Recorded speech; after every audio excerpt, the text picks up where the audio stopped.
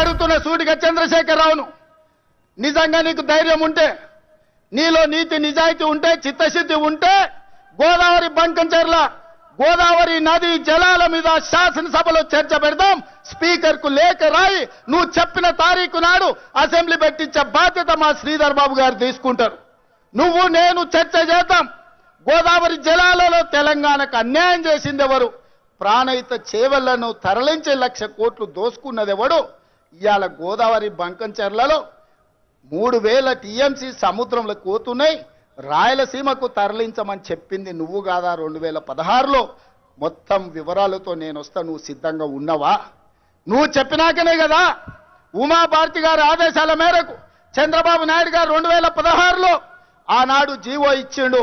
గోదావరి నుంచి బంకంచెర్లకు నీళ్లు తరలించడానికి, హంద్రీ నీవాకు 400 టీఎంసీలు తరలించడానికి 2016లోనే జీవో ఇచ్చిన మాట వాస్తవం కాదా? 2018లో వ్యాప్కోస్ను నియమించింది నిజం కాదా?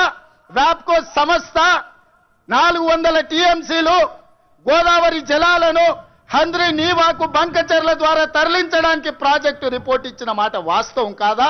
ఇవన్నీ నీ నాయకత్వంలో నువ్వు ఇచ్చిన బోడి ఉచిత సలహాలతోటి ఈరోజు గోదావరిలో 3,000 టీఎంసీలు నీళ్లు సముద్రంలో పోతున్నాయని నీ దిక్కుమాలిన సూచనలతోనే ఈ రోజు ఈ దరిద్రం దాపరించిన మాట నిజం కాదా? ఇవాళ నువ్వు చర్చకు సిద్ధంగా ఉన్నావా? గోదావరి జలాలను రాయలసీమకు తరలించకపోండి రోజమ్మ పెట్టిన రాగి సంకటి రొయ్యల పులుసు తిని రాయలసీమను రతనాల సీమ చేస్తా అని చెప్పిన చవటవు నువ్వు కాదా అని నేను అడుగుతున్నా. నీకు జీవితం ఇచ్చి, నీకు బతకడానికి నీడనిచ్చి, నిన్ను ప్రజాప్రతినిధిగా చేసి తెలంగాణ ముఖ్యమంత్రిని చేసిన తెలంగాణని ఎడారిగా మార్చి వందలాది గోదావరి టీఎంసీల నీళ్లను రాయలసీమకు తరలించమని చెప్పింది నువ్వు కాదా? ఇవాళ నువ్వు సిద్ధంగా ఉన్నవా? నేను అడుగుతున్న చంద్రశేఖరరావు గారు, నీ వంది మాగదులతో మాట్లాడించడం కాదు, నీ శనీశ్వరుడైన అల్లుడితో మాట్లాడించడం కాదు. నేను సిద్ధంగా ఉన్నా. గోదావరి బంకంచెర్ల ప్రాజెక్టు మీద నువ్వు చర్చకు రా. స్పీకర్ గారికి ప్రధాన ప్రతిపక్ష నాయకుడిగా లేఖ రాయి.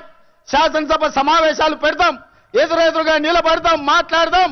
ఎవరు నిజాలు, ఎవరు జీవోలు ఇచ్చారు, ఎవరు తెలంగాణను దెబ్బతీసిండ్రో, ఎవరు నువ్వు తెలంగాణను దోక చేసిండ్రో, ఎవరు కాళేశ్వరం కడితే కూలేశ్వరమైందో చర్చ చేయడానికి నువ్వు సిద్ధంగా ఉన్నవా? ఒకరోజు గోదావరి మీద చర్చిద్దాం, రెండో రోజు కృష్ణానది జలాల మీద చర్చిద్దాం. ఉమ్మడి రాష్ట్రానికి ఆనాడు బచావత్తు ట్రిబ్యునల్ 811 టీఎంసీలు